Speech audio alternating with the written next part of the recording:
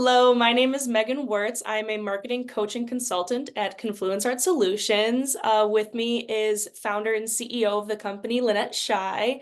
And today we're going to be getting into a little bit of the spring cleaning for your workload in this month in arts marketing. So what we were talking about, what we wanted to talk about this month of February, gearing up for hopefully some warmer weather coming up, getting ready for next season. I thought of the idea of spring cleaning, but when I say that for people's workload, for people working in arts and culture nonprofits, tell me what you think of when you think like spring cleaning for these upcoming months. I think we talk a lot about, or is what you're doing worth it? Is what you're doing moving you forward as an organization? Are you progressing? Or are you just running in place? We call it the churn, where you're like on a treadmill, you're not really going anywhere, but you're running really, really fast. And so I think the thing that I would do first, is look at we call them sucks, right? Like your time and your money sucks. And so I always like to go through your budget. Like, where are you spending the most money? Where are you having meetings? Like, are you having meetings that are not effective? Are you spending time doing something and you're not sure if it's working or not? And I think take 5 to 10 minutes and just make a list of everything that you do on a day-to-day basis that you think takes time away from maybe something else that you wanted to do. And then after you do that, you go and you start looking at payoff. And payoff can be a financial payoff. It can be through a building of a relationship payoff. It can fulfill your mission. It can be emotionally beneficial because mental health matters. And so that payoff can be emotional. And then sometimes you might be like, I have no idea if this pays off or not. And that's kind of a red flag. Or you identify like this has no payoff, and that is definitely a red flag.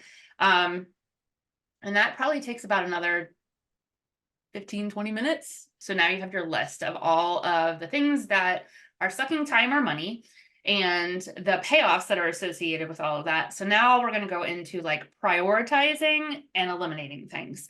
Right off the bat, eliminate anything that you had that red flag that had a lot of time or resources financially into it, and there was zero payoff. That one should be just done. Then your next one would be like, did it maybe have payoff? Then you're going to have to start to probably get some more data. So it might be looking at the analytics. It might be seeing if people subscribed. I think maybe it would help if I told a story. So one time I was trying to find money in my budget, which that's a great thing. We'll talk about that too in a few minutes. I want to talk about budget because that's perfect for spring cleaning. But I found in my budget, it was like $25,000. It was so much money that they were spending to send a season brochure to a bunch of people on trade lists. Mm, I think we talked about this before. I don't know if it was on one I of don't know our. about in here, but yeah. And so we had done all these trade lists, had all these other arts organizations, and we had sent mailings to them. And I looked at how much it was costing us. It's just so much money. And I wanted to stop it. And people didn't want to stop it because they thought we were getting so many new subscribers from it. And then, of course, you know me, I like data. So the next step was, okay, how many subscribers are we getting from it? And it was like minuscule, like hardly any at all. And here we were spending $25,000 a year on it. And So that one. how are you able to track that though? How did you figure out what subscribers were or weren't coming from those? A harder thing than you would think. Yeah. It wasn't an easy one. It did take some time we ended up downloading the list, uploading new lists, doing pivot tables, and doing comparisons to who showed up on subscription lists that were also on trade lists. And at the time, like this was 10 years ago, the trade list actually used to include all the information for people. Now I think it's like they don't share trades that way, but and they did. And so we did, it was several months long. Like it was not, oh, look, it didn't work. It was like 3 to 4 months of doing research and appending the data to some of the things, but we saved $25,000. And then I used it to hire somebody to help in the department because we didn't have enough staff. Huge. Yeah, so that was kind of how we used it. And that's what I say, when sometimes further evaluation is needed, further data is needed. And I'm not gonna lie, like every time we say, gotta look at the data, we get a big like, Yeah. but it's so important because it does identify issues like that, you might be spending a lot of money, spending a lot of time, and then when you actually look at the outcome, it's just not worth it anymore. And That's so the that's the benefit of these spring cleaning things is when you take the time to do this. But what we aren't denying is that the spring cleaning might be adding some to-dos to your list. A lot of the things we'll talk about will probably add some extra things to your to-do list up front in order to be taking the steps to change the way you're working so you don't get stuck in that churn. And eventually, once you have achieved those tasks, you are hopefully cutting away the things that don't work, finding the things that do work, and setting yourself up for success in the future, even though we're giving you a little more work on your plate right now. yeah, we always say we don't want you to cry, but we know sometimes the stuff we give you up front might make you cry at first, and we're really, really sorry. But it does, like, it's better in the long run. It does have a long run. So anyway, so sorry, jumping back in. Further data. Another one is if it doesn't build a solid relationship. So you're going back through your payoffs and it isn't building solid relationships. It is not financially viable for you. Like it's not bringing in a whole lot of income or revenue. And it's not emotionally fulfilling or fulfilling your mission. If it doesn't do any of those things, then it's either like eliminate it. If you know right off the bat, okay, it's not doing anything, eliminate it. If it's maybe doing some of those, then that's where you start prioritizing Mhm. how much time, how much money, Mhm. how much is supporting your mission. And then the final part is anything that doesn't take a lot of time, does make you money, fulfills your mission, or builds relationships, and it's quick and easy, is automatically one of your priorities. Now, Mhm. that being said, I don't want to say that everything that you're doing has to be quick and easy, because we also do a whole lot of things with this is going to take you 4 or 5 years to build relationships, and that's Yeah. important too. But I do think that if I was to put it in like the 4 steps, it would be your 4 priorities once you've identified your payoffs are stop immediately, weigh your pros and cons, further data and research is needed, and yes, this is going to become a new priority for us. That's kind of my recap, I would say. Yeah. Quick But 5 yeah, minutes. and that idea of doing this in 15 or 30 minutes is not that you're going to make those decisions and make those cuts immediately. That's like your jumping off point. That task of 15 to 30 minutes is you looking at your list, checking your gut about which things you think are closer to a red flag, closer to a green flag. And then there is the more work after that, when it Absolutely. comes to those data analysis parts of it. Absolutely. And probably you won't get to it right away. And then the next month you'll be like, oh yeah, I forgot that I decided I needed to do some more research on whether we want to keep doing this or not. Mhm. And that'll be like that reminder that you get in your head. Yeah. Maybe just because you've done it before doesn't mean you need to be doing it right now. We say that a lot. So think of it as the spring cleaning of your to-do list and freshen it up for the new year. Freshen up as we get into the sunshine months and all that kind of stuff. Summer, for a lot of people too, the summer is like their downtime.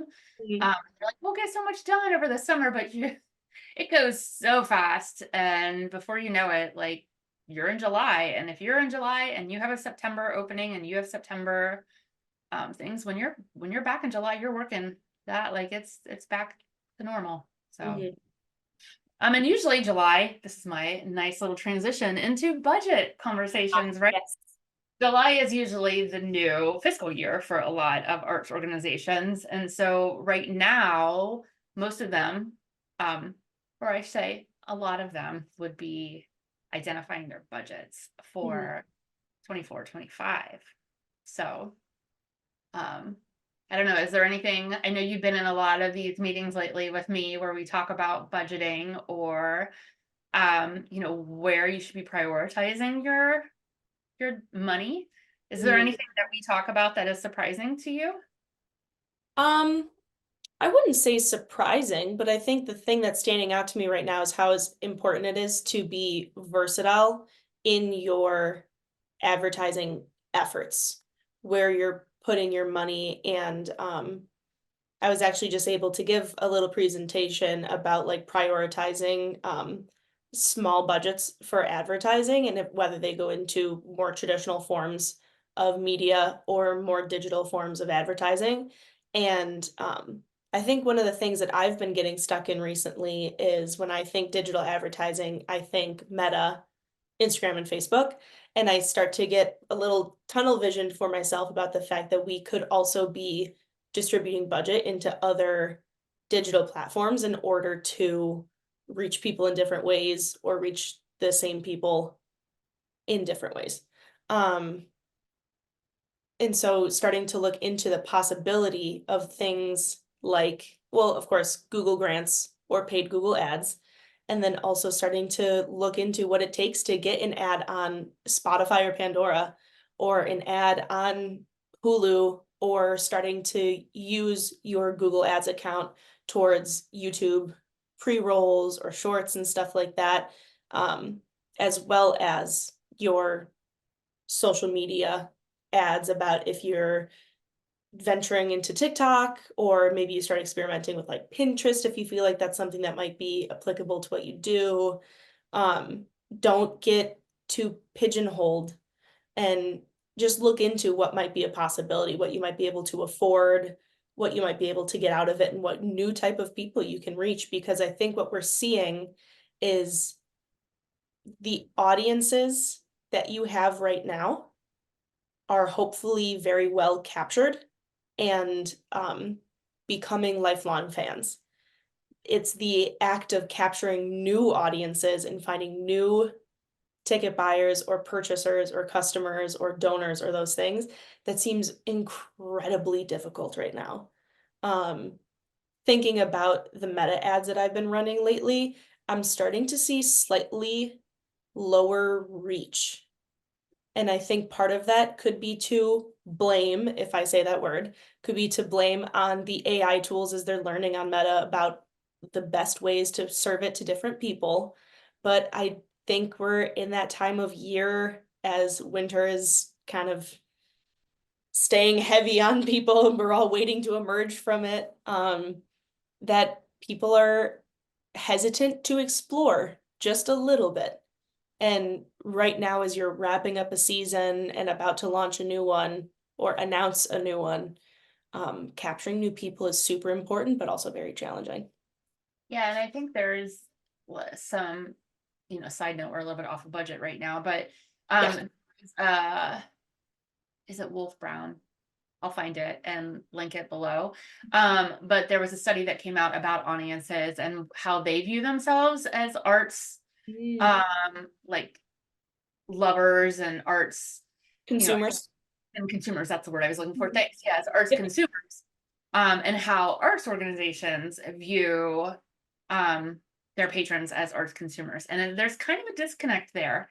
And so I think too, from an arts organization, like even myself, because I've been in this business for so long, I find it challenging sometimes to look at subscription models and membership models and things like that, maybe from a different perspective than what we've always done before. Just because that's what we've done doesn't Yep. mean that we can still be doing. And so, like, looking at these things and reading these studies that, some of these amazing groups are putting out, like Wolf Brown and JCA, and there's a couple others that do like really in-depth studies that can really help you determine new ideas and new pathways and questions the way that you've maybe always done it. So that's that. Sorry, side note, because that got triggered from what you were saying. But Yeah, so absolutely. yeah, even Audiences. Audience's behavior is rapidly changing, and we need to make sure that we are rapidly changing to meet them where they're at, to give them what they're expecting or hoping to see in order to connect with them in a meaningful way and don't just get like lost in the shuffle of it all. I think one of the big things that I took from that, which we've been talking about this for a while now too, because we just kind of observed it was educating your audience. We talk about that all the time, like educating your audience in the art form. And they consider that a way of like interacting with the arts organization if they're watching a video where you're talking about the art form itself. So yeah, just a lot of really great things in there. So if you get a chance, I would say go read the article, watch it, if you can get on the webinar. So anyway, sorry, side note, back to the budget. Yes, advertising is always like a huge component. And I think that would be one of the things that I would address. Is a lot of times I think what happens when people are budgeting is they allocate $15,000 to marketing. But they're not breaking down that money to the level of, is it actually enough? And are they spending money the right way? We've And seen, what are you spreading it what across? are you spreading across? That's what I was going to say. We've seen a lot of times they like front load it. They don't realize how expensive stuff is because they just dumped money into it without actually saying, okay, how many campaigns am I running? How much am I spending on Meta? How much am I spending on Google? And how much am I spending, on traditional? Am I sending postcards? Am I doing marquee posters? Like there should be a line for every single one of those things. For every single show. If you're a performing arts group and you have 5 performances, you should have 5 lines for each performance and a branding and evergreen line that's just general and a season rollout and subscription or membership campaign. And then of course, education and development, like all of these things need their own line item, at least like even if it's not in the official budget, at least you should have a breakdown They're of how. functioning. Yeah, Yes. and like we'll say like, okay, we're gonna spend $1,600 on Meta ads, but then you break it down even further, right? Daily. I break it down into daily spend in Instagram, daily spend in Facebook for the individual ads within the campaign of a show. And you can only set an accurate budget by knowing what is possible and worth it and making a difference for you with those daily budgets. No, at the beginning of the year, you don't have to have your exact ad spend for a year's calendar set in stone, but to have an idea of how much your audience needs on Instagram or Facebook or advertising in order to make a difference. That's how you set a realistic budget spread out over all the things that you have to advertise. And that's how you don't get halfway through the season and realize you've spent all of your money already. And now, yeah, you don't know what to do. And I know we say this all the time, and I'm going to say it again because I will reiterate it every single time. If you are an arts organization with a budget under $3 million, you should be spending money digitally. You should not be buying traditional media, meaning radio, newspaper, Magazines, TV. yeah, and when we say traditional, we also mean individual websites of some of those media outlets, like banners and stuff like that on those websites. The cost is just too expensive when you compare it to how much reach you can get through Google and Meta. And so allocate the money there first, unless you're trying to build some type of relationship with some of those, media outlets.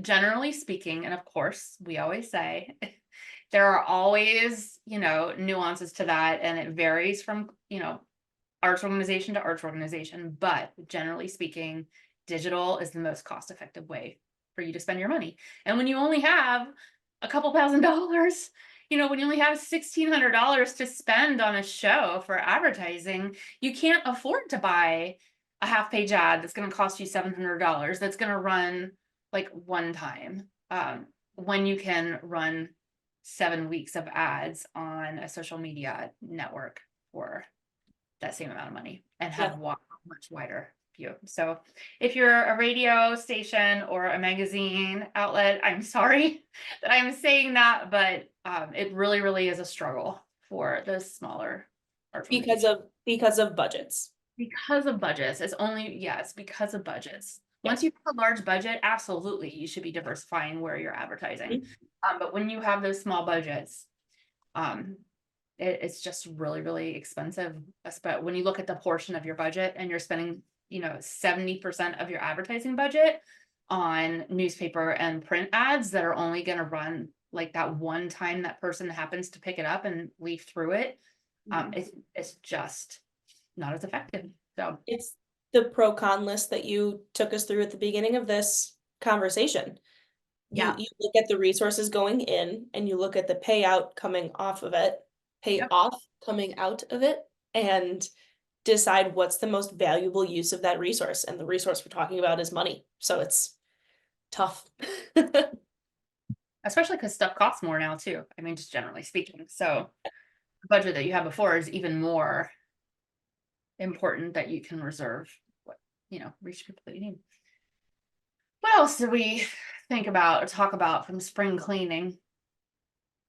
I mean, actually spring cleaning, it's time to clean out all the old brochures and postcards and recycle and, do all of that. So you might be doing this from an organization standpoint, looking at, time sucks, money sucks, payoffs and prioritizing and eliminating. But you need to do that for your employees too, because I think what happens a lot in arts organizations is the employees get hired, they feel passion for what they're doing, and then they get overworked. And I mean, if you go out to TikTok, people are quitting and leaving the industry because they are so overworked and they are so underpaid. And from a growth of your organization and a stability of your organization, you're not going to grow if you're constantly rehiring people because you've burnt them out. And I know it's not intentional. Nobody wants to be burnt out. It's that further like that need because you feel so much passion for what you're doing that you feel like you need to just do everything that everybody asks of you. And I'm asking you as board members, board presidents, I'm actually going to say this to them first, because I think they're probably the ones that do not realize the workload that is on the staff that are running the day-to-day operations. I worked at an organization for a while, and the person that ended up being the executive director used to be on the board and was the board president. So actually knew like a lot of the ins and outs of what was going on in the organization. And when she came in as an interim, that's it. Thank you. As an executive director, she was shocked she said that to us. I cannot believe what your workload, like your daily, the daily stuff that you accomplish. Yeah. And she was very well versed in the organization already and was still shocked by how much work is actually happening in arts organizations and being done by so few people. being done by so few people. Yeah. Mhm. Yep. And so my thing is I know if you're an executive director, if you're on a board, if you're an artistic director and you put on shows or events or whatever, and you have your people in on the weekend, do not expect them to be at work Monday morning. Like if they're working shows a Thursday night, Friday night, Saturday afternoon, Saturday night, and Sunday, and then you expect them to be there on Monday, like please don't do that. I know that is common. It's actually common to not give people time off, and but the burnout is a real thing. And I actually, like, for my own story, like I think I've told you, Megan, I don't know if I have, but like before I started Confluence, I left the industry. I was done. I was completely burnt out. I didn't want to do it anymore. And I started real estate and doing real estate. And then someone just happened to ask me like a year or so in if I would help them with marketing. She was on a board for an arts organization. And then I did it. And I was like, oh yeah, I love this. This is where I need to be. But I was ready to leave forever. Like I was gone. And I mean, I had conversations with friends about like, I just don't think I can do this anymore. This life is so hard. And it looks like so much fun. And it is awesome. Like when you're in the theater and you're backstage and you hear the audience clap, like that is so fulfilling and rewarding that you And just keep. that's why we're all here, because we know what that feeling feels like. Yes. Yeah. Yeah. And like you, like being on stage and like there's so much work that goes into it. But I do think that the burnout phase is like not even a phase. Burnout is a legitimate thing. And you And can see people.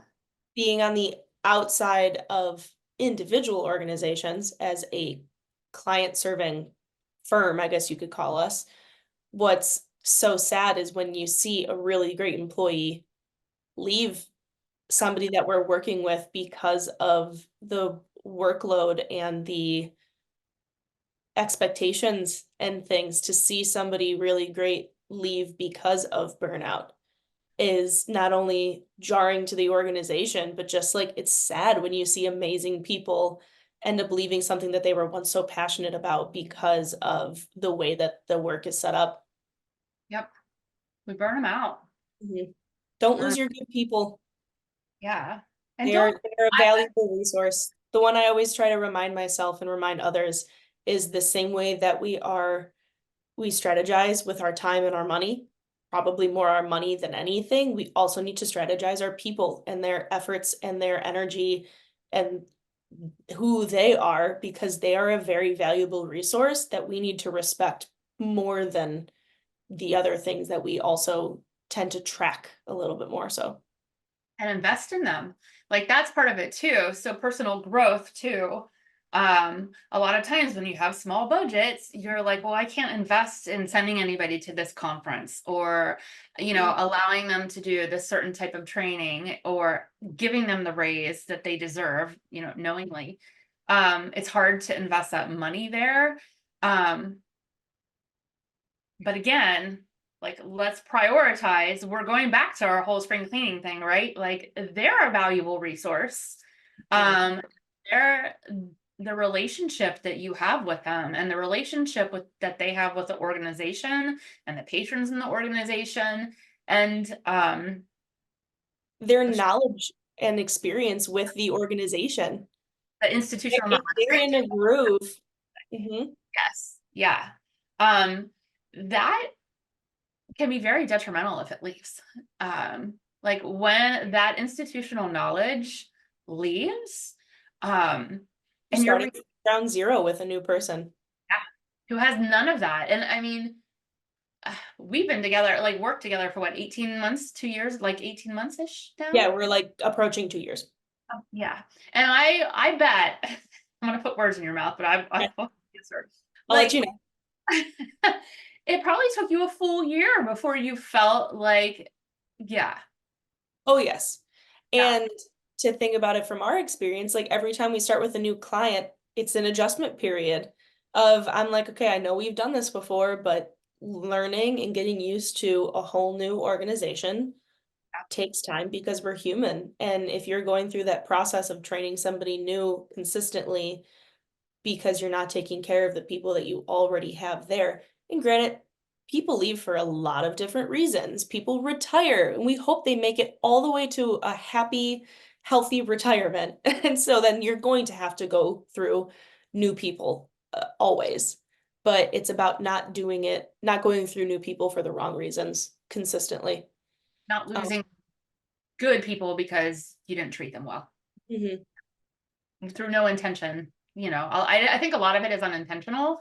Yes. Uh, but yeah, I'm right there with you. And I think that's how, like every time that I've been to with a new arts organization as an employee, I feel it takes at least a full season before I feel like, okay, I've got my arms wrapped around like what is happening now because I've been through it before.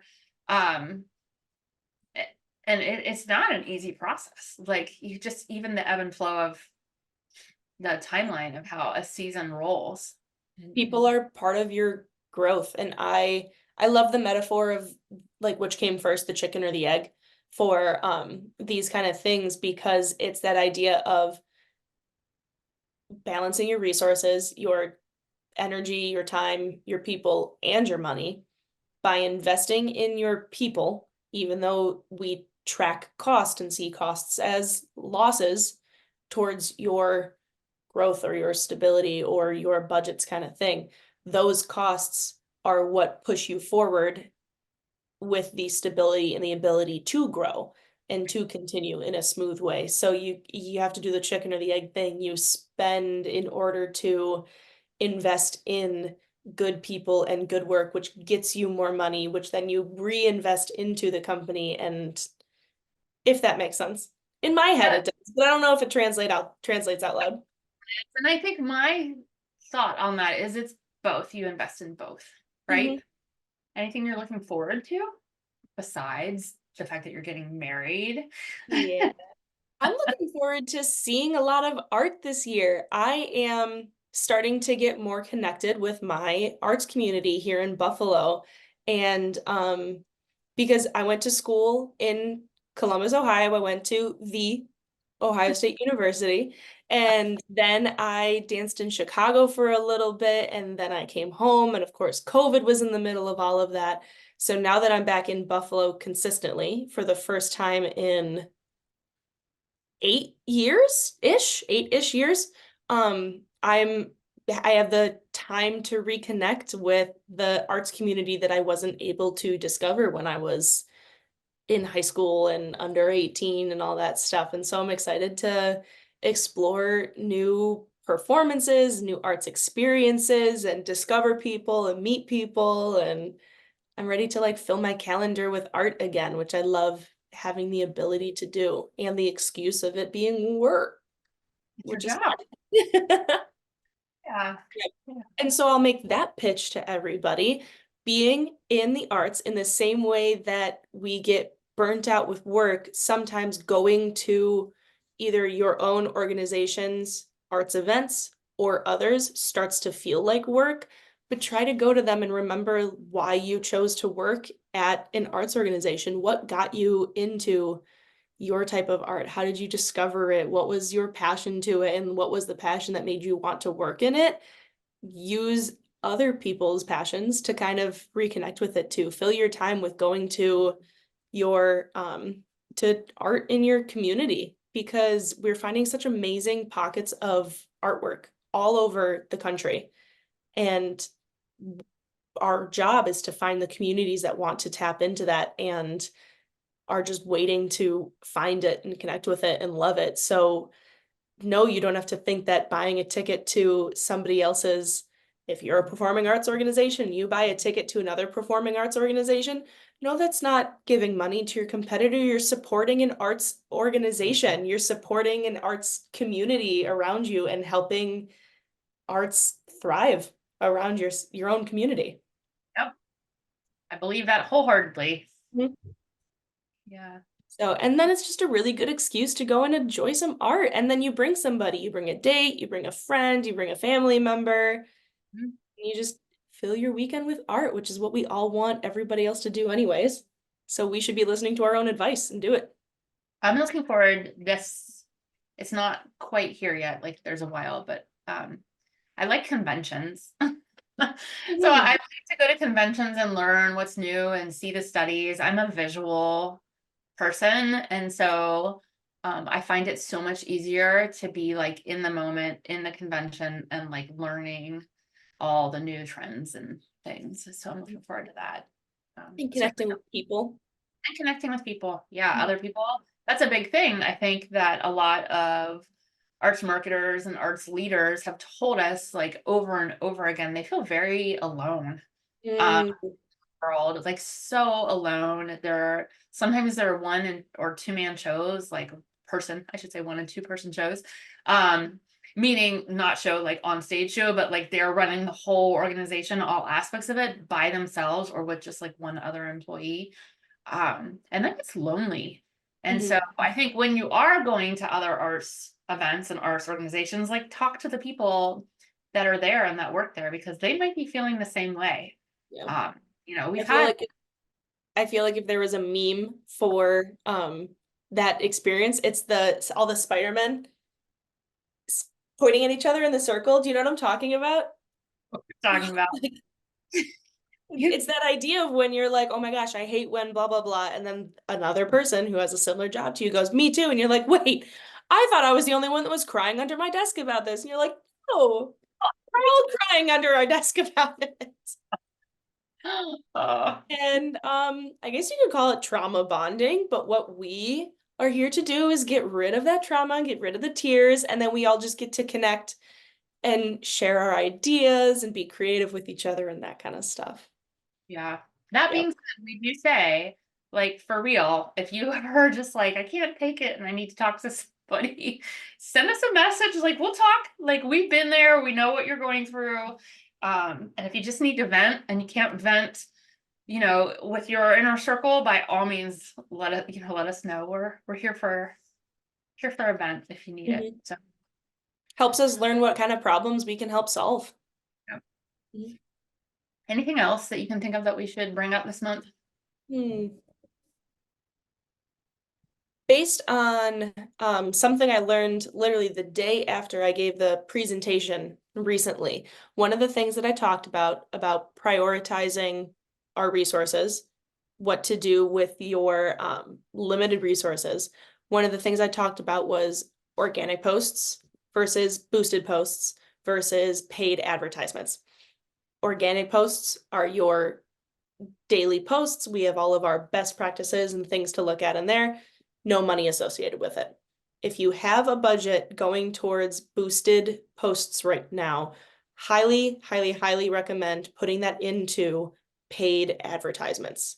The end result is the same with so much more control and payoff when you put the money into a paid ad versus a boosted ad or boosted post. A lot of small arts organizations or individual artists find boosted posts because it's a lot more accessible and easy to find and easy to function with.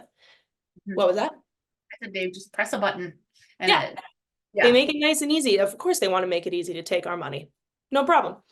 If you're giving them that money, invest your time to learn how to do a paid ad because the control that you're given and the payoff that you have is so much better.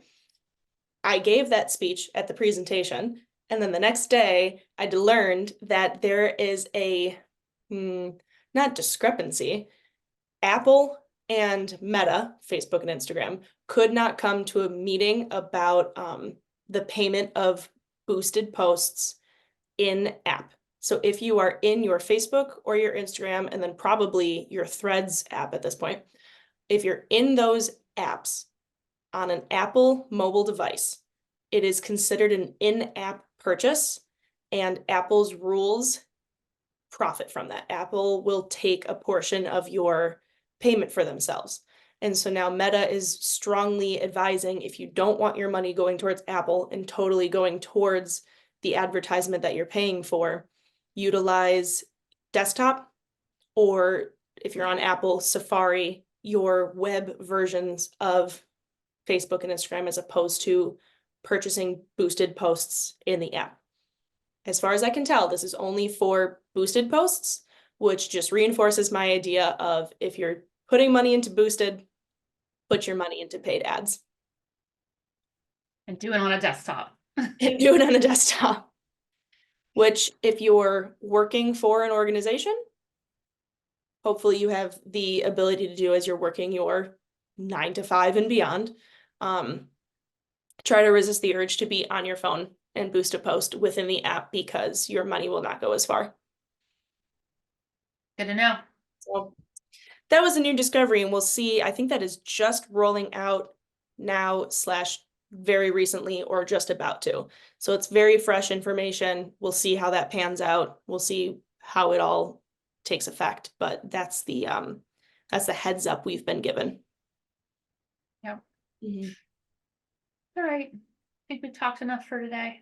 I think we have. Out there, if anybody has any questions, let us know. But thanks for watching this month on arts marketing, and we will see you next month. Happy Bye. spring cleaning.